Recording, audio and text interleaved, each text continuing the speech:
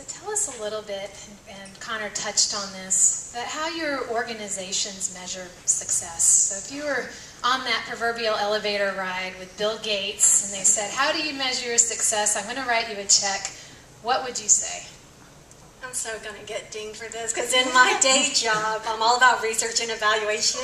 And I'll be honest and say with the community cloth, with the micro-enterprise, working with this population, it's sometimes extremely difficult to get beyond measuring outputs. Okay, so definitely we track the number of women we serve, the repayment rates for those seed grants, the numbers that participate in the trainings and what they've learned, and obviously bottom line sales and income increases for the families. But you know, in terms of ultimate impact over time, our ultimate measure of success is for these women to actually develop to the point that they're leaders for this initiative, and we step out as facilitators.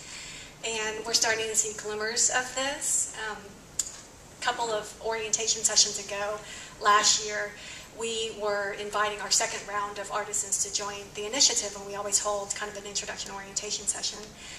Well, a few of the first year artisans decided to show up, which is great. We always love having them around and reconnecting with them. But they, you know, just gradually took the lead and helped translate for their peers that were there that couldn't understand the English portions of the orientation. They helped them fill out their applications and just worked alongside them. And so we, you know, are hopeful that over time they'll even be able to take up some of the back office functions, the business management functions of this micro enterprise. And to me, that seems to be an ultimate success story. Thank you. That's a great question. We also measure outputs in numbers of trees planted. Some of us, we and our partners have planted over 1.5 million Maya nut trees for future harvests. We just sent 150,000 seeds to Haiti today, so that's exciting. And then also we measure the number of women's groups that are formed to harvest and process Maya nut, and provide that for school lunches and also for local markets.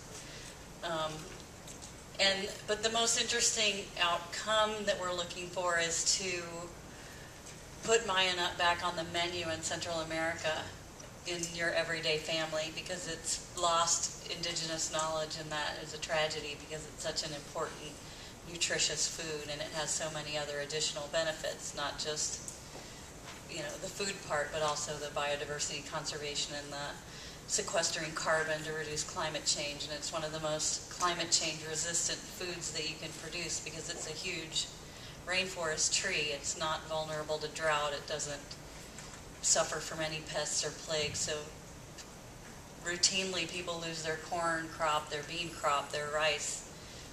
All sorts of things can go wrong, but every year Maya nut trees are producing up to 800 pounds of food per tree.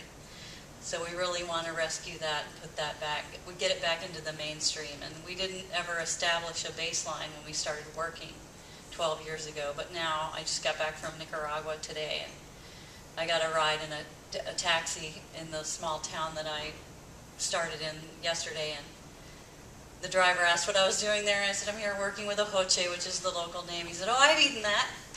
There's a group over here that's processing that now, and I ate some cookies, and it's really good.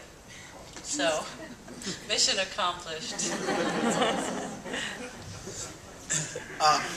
Yeah, you know, first I want to be, I mentioned before that we do fairly rigorous social impact assessments. I do want to be fair to other, it is very, very challenging because, think about it, you're really diverting resources to a non-income generating activity or revenue generating activity. So I'm very sympathetic to how difficult, and for my personality, I want to know everything. You know, I'm sitting there asking our in-country team, you know, how many women are voting now? Is it more or less than like 4 years? You know, the whole range of civic engagement type of questions. And so we do limit it for statistical purposes. We go out on an annual basis and we survey. We used to survey every member of a cooperative. Now with some of the cooperatives being hundreds of women, it's not practical, but we always take, you know, at least 50 women from a cooperative. I think the last survey included at least 186 different respondents. We do one survey with cooperative members about their life. We do a separate one with the leadership about the cooperative more generally, so we can track metrics both on a group behavioral basis but also on individual basis. And then we compare that year over year. And then, over the course of now, we've done this 4 times. So, with some of them, we still only have baseline data, but for some like Kikoki, what we've been working with, we have 4 years of data. The second piece, which I think is an important complement, and is sometimes overlooked in development, is that we run artisan focus groups on a regular basis, so that we're soliciting input of the communities that we're working in. We'll talk to maybe a handful of representatives elected by each cooperative, and that's in part when we're rolling out new training. It's important that it's not just top-down, Western people coming in and telling them what training is important. In fact, we only started teaching English literacy because the women that we work with ranked that second to business management and entrepreneurship in terms of what they felt was important to their livelihood.